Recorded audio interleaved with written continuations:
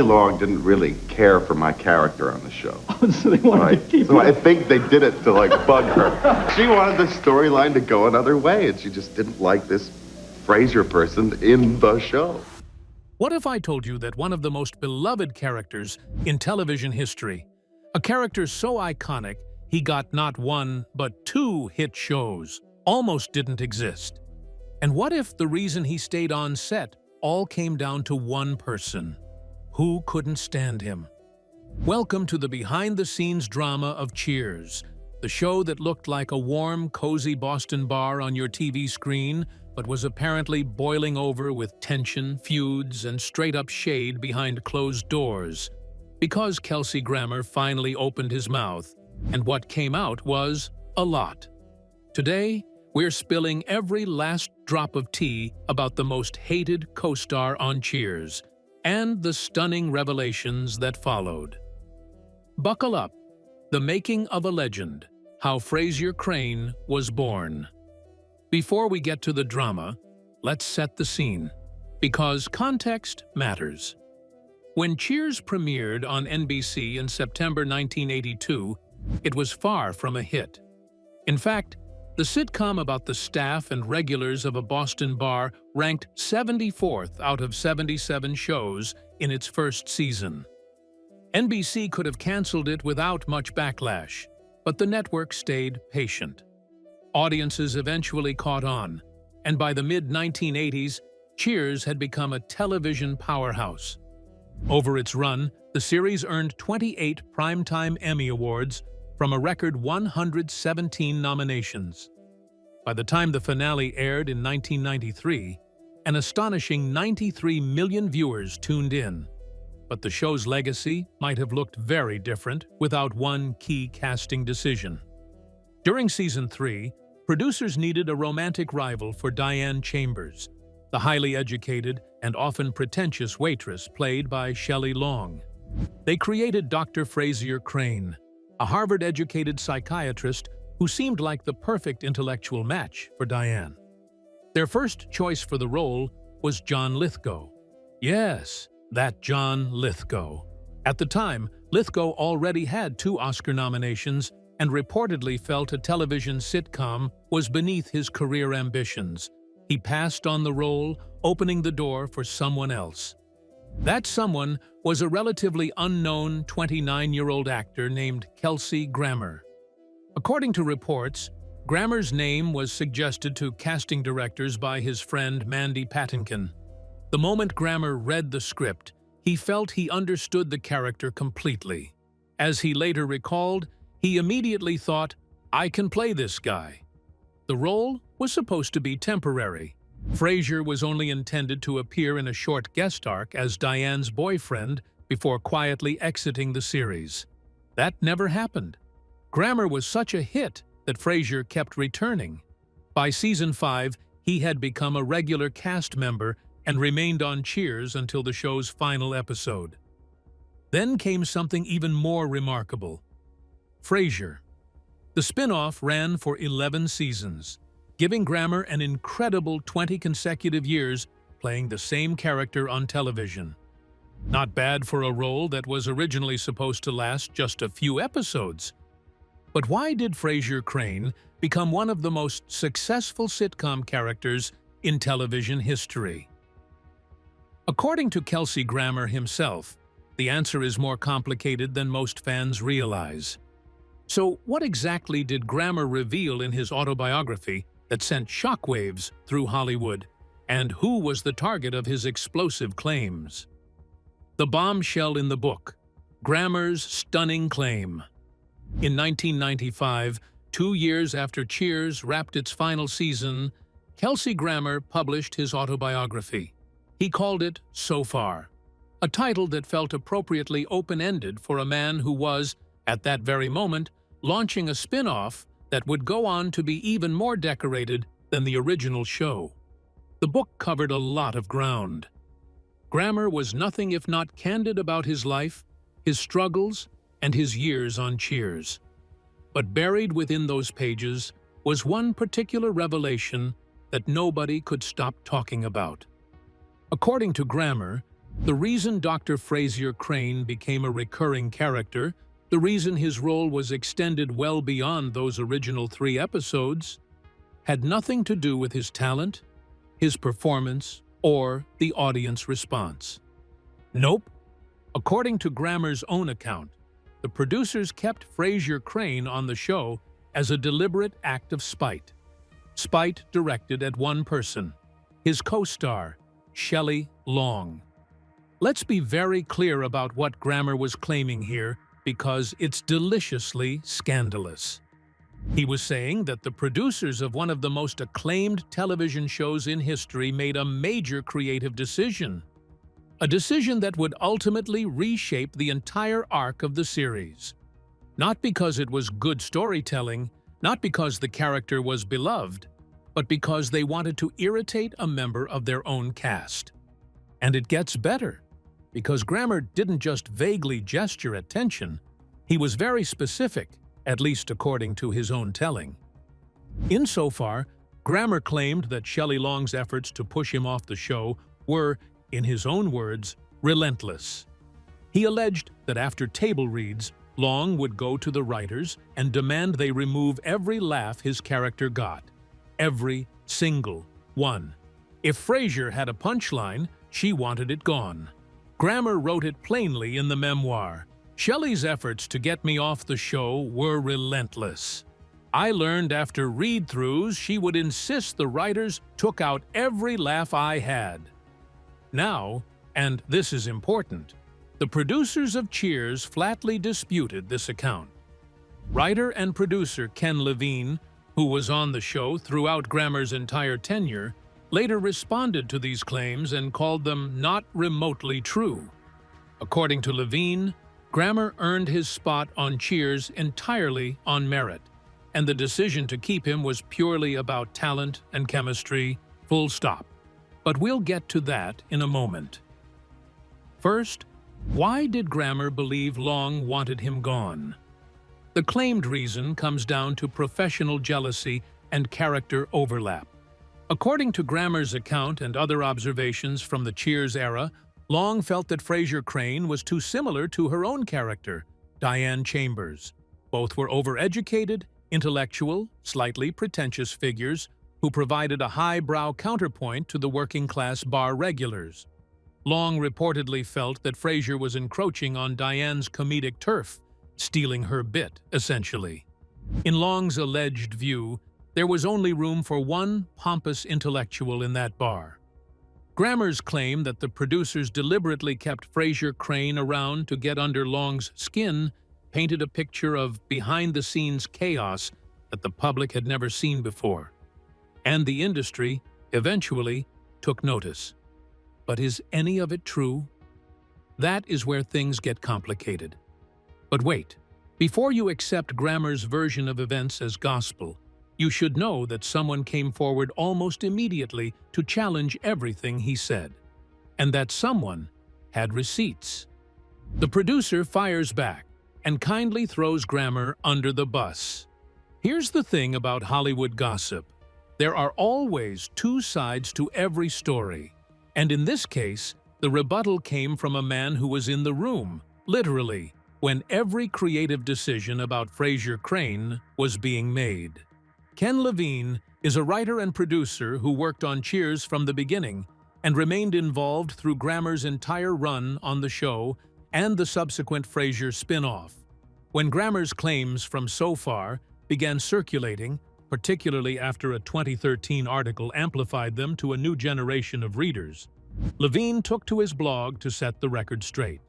And he did not hold back. Levine was categorical in his denial. He called the claim that Frasier Crane was kept on the show to irritate Shelley Long not remotely true, not partially true, not somewhat exaggerated, not remotely true.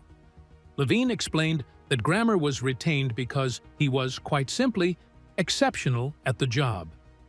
The producers recognized immediately that the chemistry between Frasier Crane and the other bar regulars was something special, something organic and electric that you can't manufacture. Quite simply, he was retained because he was terrific, Levine wrote. And once everyone saw the dynamics between his character and the others in the bar, it was clear that Frasier Crane was a keeper. And then Levine said something that was, in its own way, more meaningful than the denial itself. He turned the whole thing around on Grammer, and he made a point that was almost gentle. For Kelsey to suggest anything other is not to give himself enough credit, Levine wrote. He earned that promotion. In other words, Kelsey, you're selling yourself short. You didn't stay because of spite. You stayed because you were brilliant. Levine also defended Shelley Long, at least partially. Yes, he acknowledged, Long could be difficult to work with. But he gave important context. Long had the extraordinarily challenging task of making Diane Chambers both deeply irritating and deeply lovable at the same time. That is a genuinely hard comedic balance to maintain, and Long pulled it off brilliantly for 5 seasons. Her meticulousness about the character, her attention to detail, it may have come across as difficult behavior, but it was rooted in a serious commitment to her craft. And as for the alleged animosity between Long and Grammer, Levine pointed to a piece of evidence that speaks louder than any memoir ever could. Shelley Long appeared on Frasier, Grammer's own spin-off, not once, but twice. If she genuinely loathed the man and had spent years trying to torpedo his career, why on earth would she show up on his show? Her first appearance was kept so secret that even NBC wasn't told, for fear they'd promote it and ruin the element of surprise. Her second appearance came after Grammer published So Far, meaning she guest-starred on his show even after reading his account of their troubled relationship. That is either the most professional move in Hollywood history or significant evidence that the feud was never quite as bad as it was portrayed. So if the producers said it wasn't a feud, and Shelley Long kept showing up on Grammer's show, does that mean all was well on the Cheers set? Not quite, because there was a whole other cast member at the center of a shadow feud so quiet it lasted 30 years, and Kelsey Grammer only recently revealed the full, stunning truth of what actually happened. The Ted Danson Cold War, 30 years of silence. If the Shelley Long drama was the headline story, the Kelsey Grammer and Ted Danson situation was the quieter, slower burning subplot that turned out to be just as revealing. Because while the world was fixated on the Long controversy, few people knew that Grammer and Danson, the 2 biggest stars to emerge from the entire Cheers universe, had essentially stopped speaking to each other for the better part of 3 decades. Let that land for a second.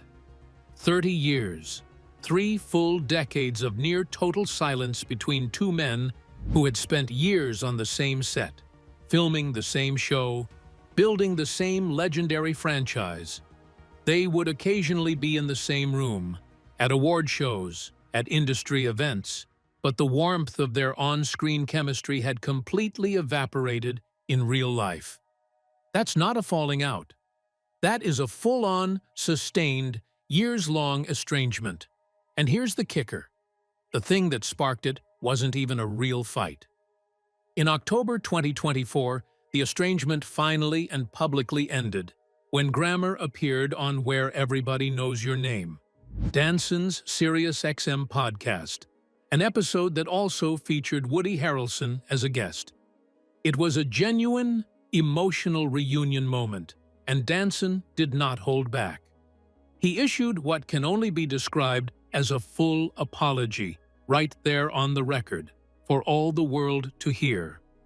"I feel like it's my bad, my doing," Danson said. "I really do apologize." He told Grammer directly that he had missed out on 30 years of his friendship and that the loss was entirely on him. "I apologize to you and me that I sat back." Now, if you were expecting Grammer to show up to that moment with 30 years of accumulated grievance, ready to unload, you don't know Kelsey Grammer. Because his response was, by all accounts, almost startlingly gracious. He accepted the apology immediately. More than that, he described his affection for Danson as effortless as the sunrise. As effortless as the sunrise. The man waited 30 years for an apology and responded with poetry. But Grammer also went to the New York Post afterward to give his own account of what actually sparked the estrangement in the first place, and the picture he painted was far more complicated and far more human than any dramatic blow-up story could ever be. Because according to Grammer, there was no dramatic blow-up. There was no screaming match, no ultimatum, no career-defining moment of conflict. What there was a quiet, painful conversation on a Cheers set between two men, one of whom was barely holding himself together. Grammer was going through a genuinely dark period during those years of filming. He was deep in self-doubt, self-loathing, his own words, and struggling badly with alcohol. His demons were catching up with him in ways that were beginning to affect his work. And Danson, to his credit, addressed it directly. He pulled Grammer aside on set one day and said, plainly and simply, "I'm kind of mad at you that sometimes you don't show up ready to go." That was it. That was the whole confrontation. No theatrics, no ultimatum, one sentence. And Grammer's response? "Okay, I respect that." He took it on the chin, acknowledged it, and moved on. As far as he was concerned, the matter was settled. But something about that moment caused Danson to pull away, quietly, without fanfare. And the distance calcified over months and then years until 3 decades had passed without any real connection between them. It got a little blown out of proportion, Grammer told the Post. There really wasn't an argument. And yet, somehow, those few words, said and received with apparent civility, cost these two men 30 years of friendship. Hollywood, once again, proving itself to be a place where the smallest things leave the deepest marks. But while Grammer was clearly struggling during those years, there was at least one person on the Cheers set who didn't walk away. Someone who showed up for him when almost nobody else did. And years later, Kelsey Grammer finally told the world exactly who that was. The real story about Kirstie Alley, a friendship that endured everything. By 1987, with Shelley Long gone and the show's entire future hanging in the balance, Cheers needed a miracle. What it got was Kirstie Alley. Alley stepped into the show as Rebecca Howe, a completely different character from Diane Chambers, a bar manager who was outwardly confident and professionally ambitious, but secretly a total mess. And the transition was, against all odds, seamless. The producers went to considerable lengths to keep her audition secret, reportedly having her come in on a Saturday when the set was empty, so Shelley Long, still in her final weeks of filming, wouldn't find out. The network initially had reservations, but director James Burrows and the show's creators loved her immediately. Ted Danson would later say that when Long left, he felt like he'd lost his dance partner. But watching Alley work, he quickly realized the show wasn't over. It was reinventing itself. And Rhea Perlman, who plays Carla, told interviewers that Kirstie's first day felt like one of the greatest first days she'd ever witnessed on a set. But here's what the official Cheers history doesn't always tell you. While Kirstie Alley was dazzling everyone on screen, she was doing something quietly extraordinary off-screen, too. She was being a loyal, steadfast, unshakable friend to Kelsey Grammer, at a time when he desperately needed one. Grammer's personal life during the late 1980s and early 1990s was, to put it diplomatically, a disaster. He had suffered unimaginable personal tragedies long before he ever walked onto the Cheers set. His father killed in a home invasion when Kelsey was just 13 years old. And then, in 1974, His younger sister, Karen, killed at 18 in Colorado Springs, a devastating loss that Grammer has described carrying with him every day of his life. To cope with grief that would have brought most people to their knees, he turned to alcohol and illegal substance. And by the late 1980s, those habits had caught up with him in a very public way. In 1988, he was arrested for drunk driving. Then came another arrest for illegal substance possession. In 1990, he was sentenced to 30 days in jail for violating probation, though he was released early after just 14 days due to prison overcrowding. Through all of it, the arrests, the court appearances, the rehab, Kirstie Alley was there. And she wasn't just morally supportive. She testified on his behalf in court. She publicly spoke about his enrollment in the Narconon Recovery Program and expressed confidence in his recovery. She showed up. And when Grammer, years later, appeared on The Rachel Ray Show to reflect on Allie's life after her death, he made a point of saying exactly that. She was one of the only ones who really showed up to be supportive, and that was magnificent. On December 5, 2022, Kirstie Alley died at the age of 71 after a brief battle with colon cancer that had only recently been discovered. Her death shocked Hollywood. Just weeks before she passed, a mutual friend had thrown a party, and Grammer noticed she wasn't there, which was deeply unlike her. Kirstie was noticeably missing, he said, and about a week later, she was gone. Initially, Grammer was relatively quiet in his public statements, saying simply, "I always believed grief for a public figure is a private matter, but I will say I loved her." But when he finally opened up in more depth during his Rachel Ray appearance months later, he was generous and devastatingly tender. She was always beautiful.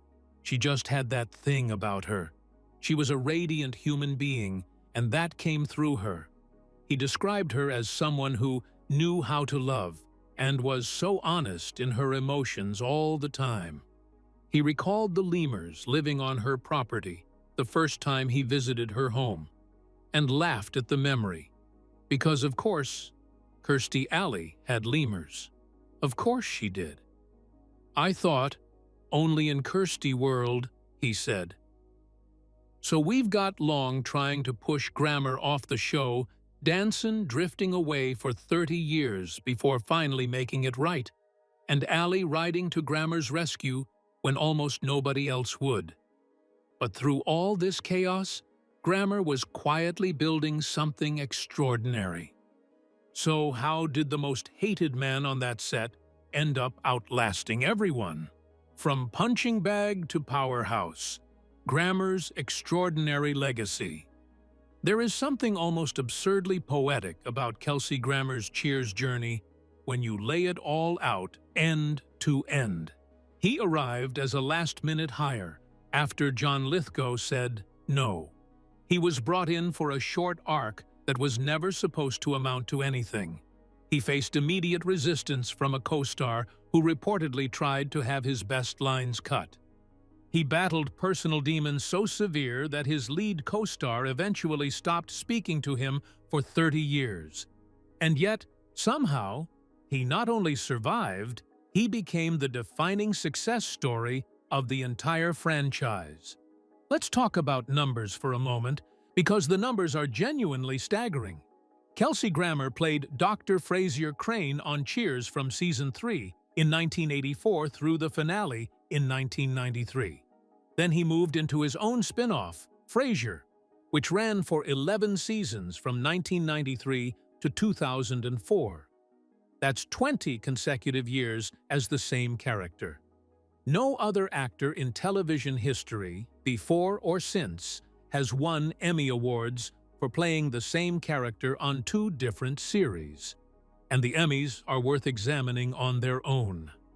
Grammer received his first Emmy nomination for Cheers.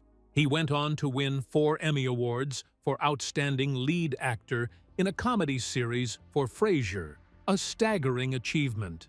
He also won Golden Globe Awards, American Comedy Awards, and a People's Choice Award for the role. The character of Dr. Frasier Crane became one of the most decorated characters in the history of American television. Frasier, as a standalone series, was nothing short of a phenomenon. Running from 1993 to 2004, it earned 37 Primetime Emmy Awards over its 11-season run. It was acclaimed by critics, beloved by audiences, and demonstrated that a character who began as a supporting player in someone else's story could not only carry his own show, he could transcend it entirely. And what happened to the people who were around when Grammer arrived? Shelley Long left Cheers in 1987 to pursue a movie career that, despite a few bright spots, never quite reached the heights that Diane Chambers had. The Hollywood press was brutal about her decision to walk away from one of the most popular shows on television. And as the years passed, without a major film breakthrough, that criticism only intensified. Ted Danson, for his part, went on to have a hugely successful career in his own right. Bored to Death, CSI, Crime Scene Investigation, The Good Place. But he never had the kind of uninterrupted singular success that Grammer achieved as Frasier. The irony of all this is devastating. Shelley Long allegedly spent years trying to diminish Grammer's presence on Cheers. And by leaving the show when she did, creating the exact opening that allowed Kirstie Alley to join, which reinvented Cheers and secured the show's future, she helped create the very conditions that allowed Frasier Crane to grow from supporting player to leading man. She removed herself from the equation, and in doing so, she handed Grammer the whole stage. But the story of Kelsey Grammer and Frasier Crane didn't end in 2004. Because even after 20 years, he wasn't done. So where does the legacy of Cheers' most controversial cast member stand today? The return, the reckoning, and what comes next? The first thing you need to understand about the Frasier reboot is that nobody, absolutely nobody, thought it was a good idea. When Paramount Plus announced in 2021 that Kelsey Grammer would be returning as Dr. Frasier Crane in a brand new revival series, the collective internet groan was audible. The original Frasier was a monument of 1990s television. It had ended on its own terms, with dignity, after 11 seasons. Rebooting it without the original cast, particularly without David Hyde Pierce as Niles, Grammer's neurotic, lovesick brother, felt like a creative risk that could only end in embarrassment. And yet, Kelsey Grammer slipped back into Frasier Crane like, as he himself put it, sliding on a favorite old jacket. In the reboot, Frasier has returned to Boston, the city where it all began on Cheers, to take a position at Harvard and reconnect with his estranged adult son, Freddie. The show brought back Bebe Neuwirth as Lilith and Perry Gilpin as Roz in recurring roles, offering nods to continuity while building an entirely new ensemble. David Hyde Pierce declined to return, explaining that while he loved the original series, he wanted to pursue other creative directions, a decision that Grammer acknowledged respectfully, noting that Pierce basically decided he wasn't really interested in repeating the performance of Niles. The Frasier reboot premiered on Paramount Plus in October 2023 and ran for 2 seasons before Paramount opted not to renew it. The cancellation, announced in January 2025, was a blow, but not the end of the story. Because Grammer has been characteristically unbothered, he placed the blame squarely on Paramount's shifting internal leadership, explaining that the executive who originally championed the show had departed, leaving the new administration without a clear sense of what to do with it. They gave it sort of a good try, but they weren't particularly passionate about the project, Grammer said. He remains publicly very positive that the show will find a new home, with CBS Studios reported to be shopping it elsewhere, though no new deal has been confirmed. And then There's the matter of Ted Danson. Remember those 30 years of estrangement? The Cold War that began with one uncomfortable conversation on the Cheers set? Well, they appear to be genuinely over. After their reunion on Danson's SiriusXM podcast, where everybody knows your name, an October 2024 episode that also featured Woody Harrelson as a guest, where Danson apologized and Grammer immediately accepted, the two men have been openly discussing the possibility of working together again. Grammer told the New York Post plainly, "Ted and I might visit something together. We've been talking about a couple ideas, maybe on Frasier, we don't know."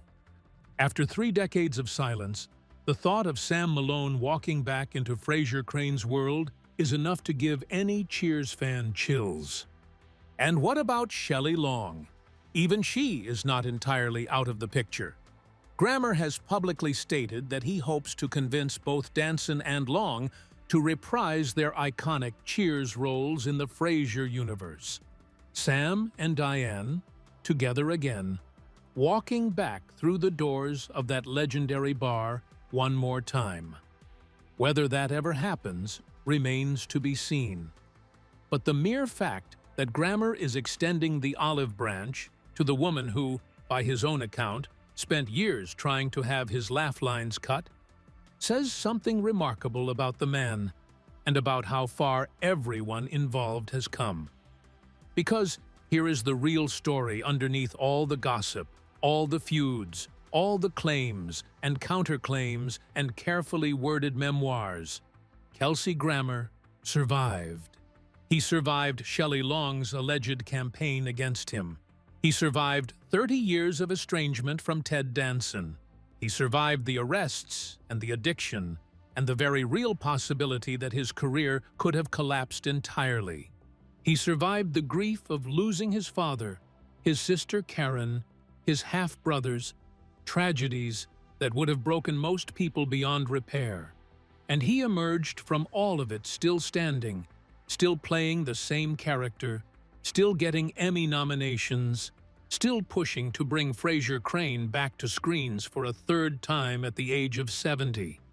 The man that Shelley Long reportedly couldn't wait to see gone? He outlasted her on Cheers. He outlasted Cheers itself. And he is still, to this day, one of the most enduring presences in the history of American television. There you have it, the wild, emotional story behind the most infamous Cheers co-star feud. What began as Kelsey Grammer's 3-episode guest role became a television dynasty, despite reported resistance along the way. If you enjoyed this deep dive, like, subscribe, and share your verdict below.